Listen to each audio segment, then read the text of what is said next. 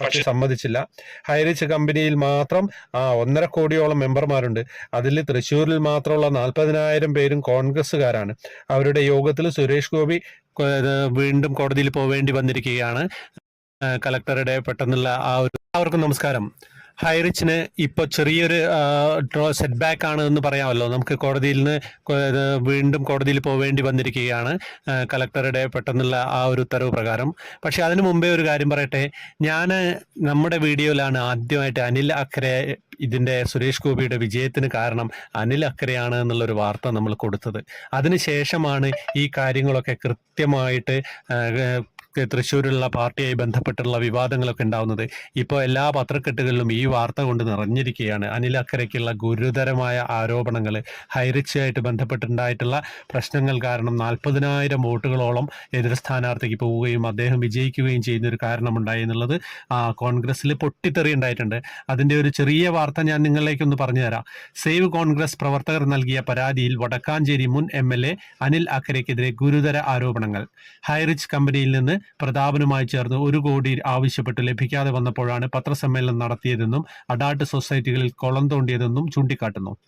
Shirt company നടത്തി ജനങ്ങളെ പറ്റിച്ച് ജൈവ കൃഷിയുടെ പേരിൽ തമിഴ്നാട്ടിൽ നിന്ന് പച്ചക്കറി കൊണ്ടുവന്ന് വിറ്റു. CN ബാലകൃഷ്ണനെ ജനമധ്യത്തിൽ താഴ്ത്തിക്കെട്ടാൻ ശ്രമിച്ചു. വടക്കാഞ്ചേരിയിൽ പാർട്ടിയെ കുളം തോണ്ടി. കൊലാഴി പഞ്ചായത്ത് മുതൽ എല്ലായിടത്തും 3-ാം സ്ഥാനത്ത് പോയി എന്നിങ്ങനെയാണ് ആരോപണങ്ങൾ. തട്ടിപ്പ് നടത്തുന്ന നിരവധി സ്ഥാപനങ്ങൾ ഉണ്ടായിട്ടും ഹൈറിച്ച് കമ്പനിക്കെതിരെ മാത്രം അനിൽ പത്രസമ്മേളനം നടത്തിയതിൽ പണം ലഭിക്കാതെ വന്നപ്പോഴാണ് എന്ന് പറയുന്നു. കമ്പനിയായിട്ട് 10 ലക്ഷം 1 കോടി ആവശ്യപ്പെട്ട് 10 ലക്ഷം നൽകാമെന്നൊക്കെ പറഞ്ഞിരുന്നു എന്ന് പറയുന്നു. പക്ഷെ സമ്മതിച്ചില്ല. ഹൈറിച്ച് കമ്പനിയിൽ മാത്രം 1.5 കോടിയോളം മെമ്പർമാരുണ്ട്. അതിൽ തൃശ്ശൂരിൽ മാത്രമുള്ള 40,000 പേരും കോൺഗ്രസ്സുകാരാണ്. അവരുടെ യോഗത്തിൽ സുരേഷ് ഗോപി വിജയിച്ച സ്ഥാനാർത്ഥി നേരിട്ട് പങ്കെടുത്തു, പ്രശ്നങ്ങൾ പരിഹരിക്കാമെന്നൊക്കെ പറഞ്ഞു. അതുകൊണ്ട് അത്രയും വോട്ടുകൾ സുരേഷ് ഗോപിക്ക് പോയി വിജയിച്ചു എന്നൊക്കെയാണ് പറയുന്നത്. കൃത്യമായിട്ട് ഈ വാർത്ത ആദ്യമായിട്ട് പബ്ലിഷ് ചെയ്തത് ഈ ചാനലിലാണ്. അത് കൃത്യമായിട്ട് കാൽക്കുലേഷൻ നമുക്ക് അന്നേ ഉണ്ടായിരുന്നുള്ളൂ.